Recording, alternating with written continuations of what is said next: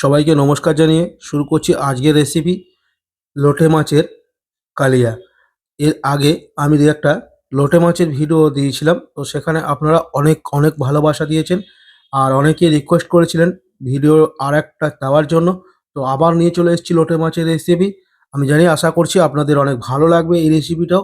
একদম লোটে মাছের কালিয়া, তাই ভিডিওটা আমি তাড়াতাড়ি শুরু করে দিচ্ছি।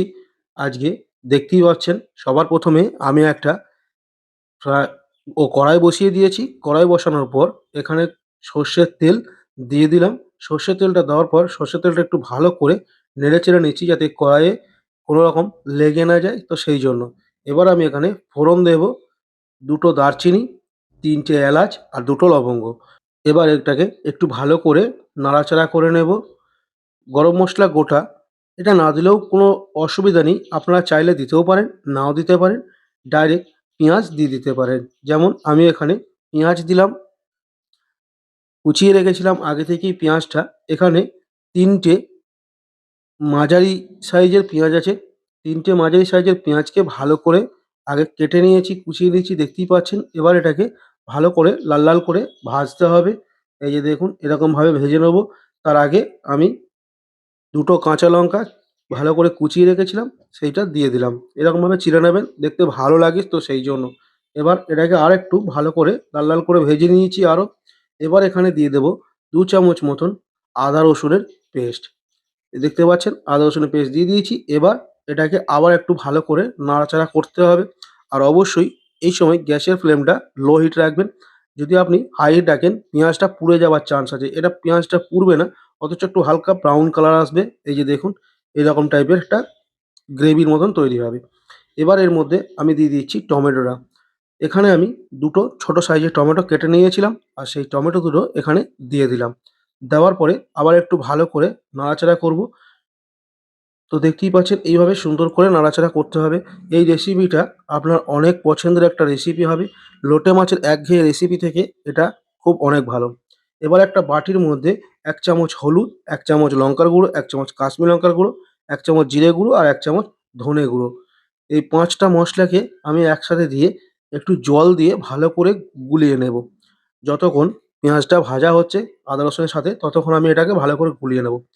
শুকনো মশলা দিলে অনেক সময় পুড়ে যায় আর টেস্টটা নষ্ট হয়। তো সব রেসিপিতে সব রকমভাবে দেওয়া যায় না। এই রেসিপির জন্য আপনাকে এইভাবেই দিতে হবে। এবার দেখতে পাচ্ছেন, তো আমি এখানে যে মশলাটা গুলে রেখেছিলাম জলের মধ্যে, সেটা দিয়ে দিলাম। দেওয়ার পর আবার ভালো করে নেড়ে চেড়ে নেব। আপনারা যদি রং বেশি পছন্দ করেন, তাহলে এক্ষেত্রে এখানে আপনারা কাশ্মীরি লঙ্কার পরিমাণটা আরেকটু বাড়িয়ে দিতে পারেন। কাশ্মীরি লঙ্কার পরিমাণটা বাড়িয়ে দিলে কালারটা খুব সুন্দর লালচে টাইপের হবে। আর আপনারা অবশ্যই ১ম এই ভিডিওর শুরুতে দেখে নিয়েছেন গ্রেভির কালারটা কত সুন্দর ছিল। এবার এখানে আমি দিয়ে দিলাম স্বাদ মতো নুন। নুনটা আপনারা পরিমাণ মতন দেবেন, এটা বলার কিছু নেই। আপনার মুখের বা জিভের টেস্ট অনুযায়ী নুনটা দেওয়া হয়। এবার ভালো করে আরও ২ মিনিট কষানোর পর আমি দিয়ে দিলাম অল্প সামান্য পরিমাণ মতন জল। লোটে মাছের রেসিপিতে জলের পরিমাণটা কম দেবেন, কারণ লোটে মাছটা দেওয়ার পর একটু জল ছাড়ে। লোটে মাছ থেকে জল ছাড়তে শুরু করে, তখন অনেকটা জল হয়ে যায়, সেই জন্য। আর আমি এখানে মোটামুটি ৫০০ গ্রাম মতন লোটে মাছ একদম পুরো বাজার থেকে কেটে নিয়ে এসেছিলাম। তো সেটাই ভালো করে ধুয়ে ফ্রেশ করে রেখেছিলাম। এবার এই ঝোলের মধ্যে দিয়ে দিলাম। এই যে দেখুন, ভালো করে নেড়েচেড়ে নেবেন। খুব বেশি নাড়াচাড়া করবেন না লোটে মাছ।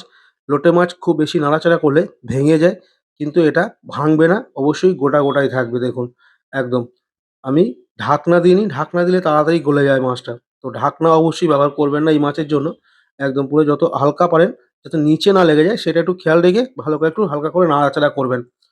কোনো রকম বেশি নাড়াচাড়া করবেন না। এই যে দেখুন, এরকম গোটা গোটাই থাকবে মাছটা শেষ পর্যন্ত। এখনো পর্যন্ত আমার 50% হয়ে গেছে মাছটা, সেটাই আমি দেখাতে চাইছি আপনাদেরকে। এবার আবার একবার ভালো করে ঢাকানো ছাড়াই এটাকে ফুটিয়ে নেব দেখুন। এবার উপর থেকে আমি ধনেপাতাটা দিয়ে দিলাম। ধনেপাতাটা দেওয়ার পর একটু হালকা করে গরম মসলা দিয়ে দিলাম। এবার মাছগুলোকে একটু আরেকবার ভালো করে একটু হালকা নেড়ে নেব। জাস্ট ২ মিনিট রেখে আমি গ্যাসের ফ্লেমটা বন্ধ করে দেব। কারণ আমার মাছ এখানে হয়ে গেছে। তো আমি গ্যাসের ফ্লেম বন্ধ করে দিয়েছি। এবার দেখুন আপনাদেরকে দেখাচ্ছি। আপনারা দেখতেই পাচ্ছেন আমি গ্যাসের ফ্লেম অফ করে দিয়েছি। দেখুন কেমন সবকটা মাছ গোটা, গোটাই রয়ে গেছে। তো এইভাবে একবার বাড়িতে বানিয়ে দেখুন। সবাই আপনার প্রশংসায় পঞ্চমুখ হয়ে যাবে।